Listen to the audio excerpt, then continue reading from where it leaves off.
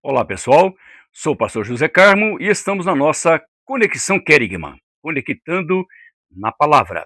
Vamos refletir no texto de Atos dos Apóstolos, capítulo 2, os versículos 1 até o verso de número 13.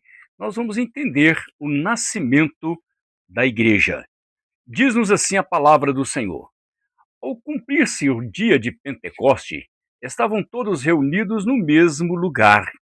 De repente, veio do céu um som, como de um vento impetuoso, e encheu toda a casa onde estavam assentados.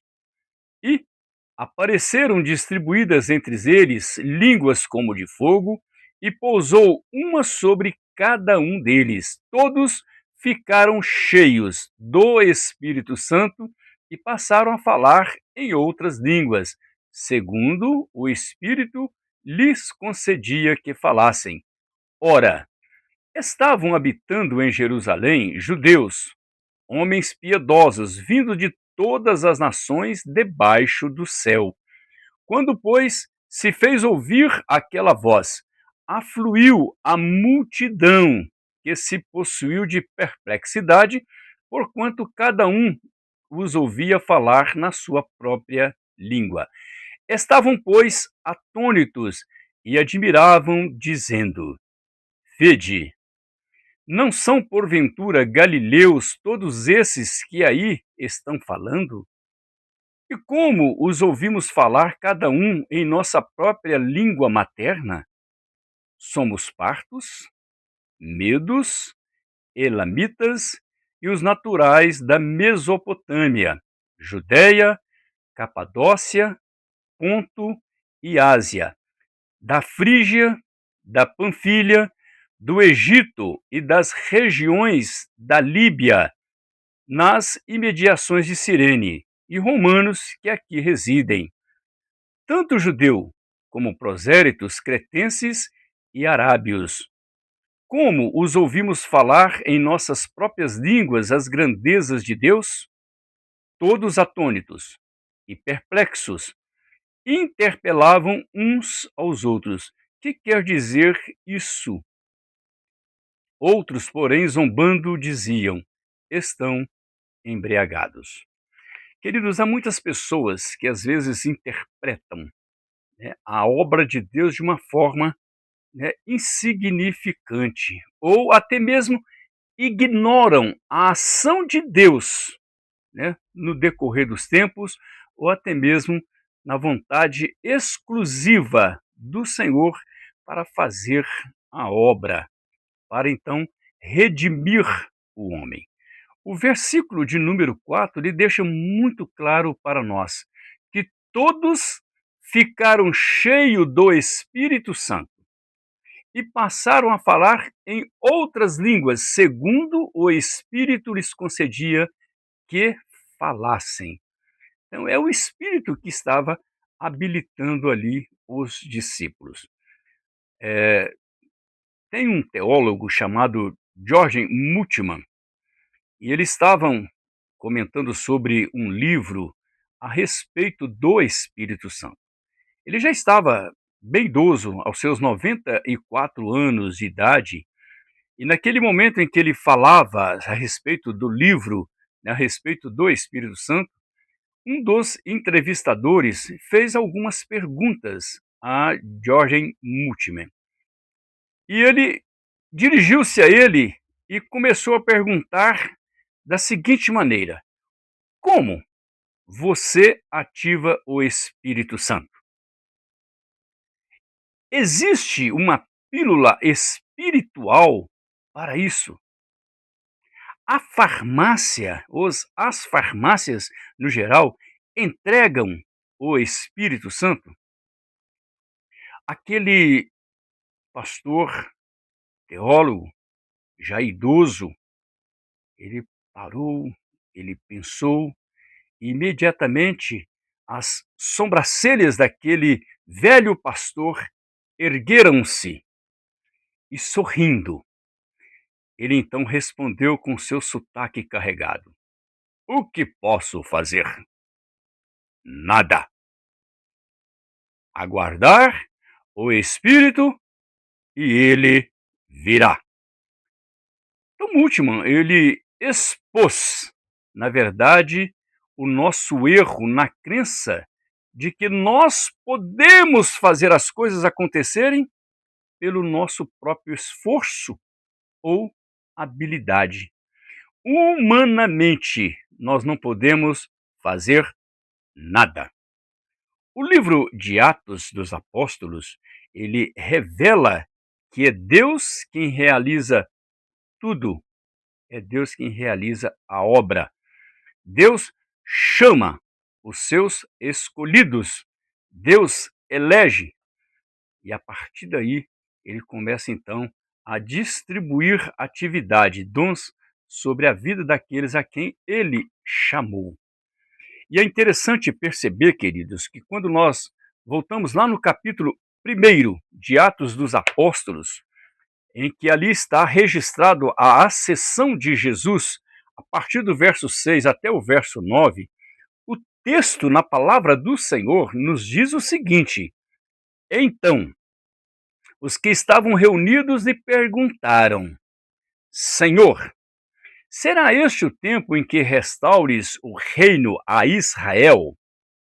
Respondeu-lhes: não vos compete conhecer tempos ou épocas que o Pai reservou pela sua exclusiva autoridade. No verso 8 ele diz assim: mas recebereis poder ao descer sobre vós o Espírito Santo. E sereis minhas testemunhas, tanto em Jerusalém, como em toda a Judéia e Samaria, e até aos confins da terra. No verso 9, diz assim: dita estas palavras, foi Jesus elevado às alturas à vista deles, e uma nuvem os encobriu dos seus olhos. Queridos, é muito importante entender isso. Toda a ação de Deus sobre as nossas vidas. A igreja nasce com o poder de um vento impetuoso, onde línguas são distribuídas sobre a vida dos discípulos, e ali estavam pessoas de várias regiões, várias nações, e cada um passou a falar na sua língua mater. Todos entendiam o que Deus está falando. E não é diferente hoje. A igreja do Senhor Jesus Cristo está espalhada pelo mundo inteiro. Hoje nós pregamos aqui na língua portuguesa, em outros países na língua inglesa, em outros países no alemão, no japonês, enfim, em todas as línguas. A igreja do Senhor Jesus prega a mesma coisa aqui, ali e do outro lado do mundo. Então Jesus veio para todos. Ele veio para dar vida, para redimir. Por isso ele estabelece a igreja. E ele disse, uma certa feita em que Pedro responde ao Senhor Jesus: tu és o Cristo, o Filho do Deus Altíssimo. E Jesus olha para Pedro e diz: Pedro, tu és Cefas, e sobre esta pedra edificarei a minha igreja. E as portas do inferno não prevalecerão contra elas. É interessante você pensar nisso. A igreja, ela é um instrumento que ela está aqui na face da terra, ela nos liga aos céus, a Deus, mas também ela pode nos desligar. O fato importante é que a igreja, ela é essa agência, né, que vai fazer com que você tenha esta ligação, esse religare com o próprio Senhor, com Deus.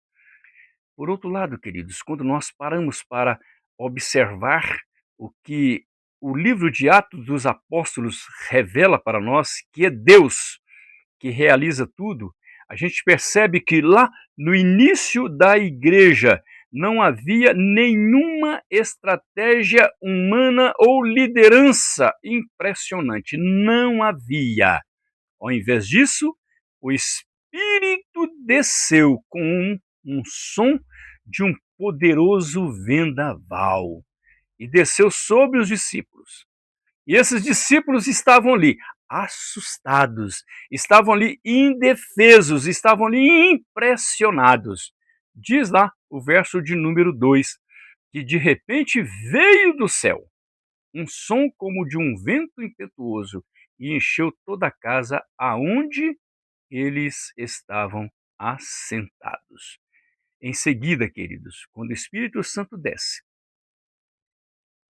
ele dissipou as disparidades étnicas, ele reuniu todos os povos rivais em uma nova comunidade.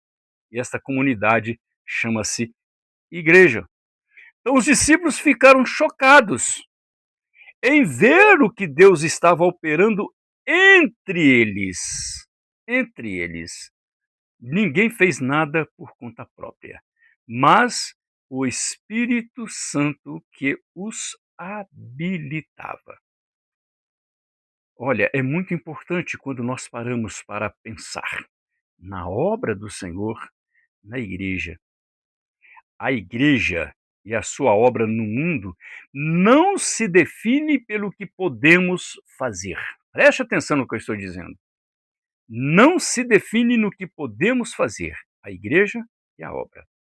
Somos inteiramente dependentes do que somente o Espírito Santo pode fazer. Isso nos torna pessoas ousadas, pessoas sossegadas. Que ao celebrarmos então Pentecostes, né, possamos aguardar o Espírito e respondamos a Ele.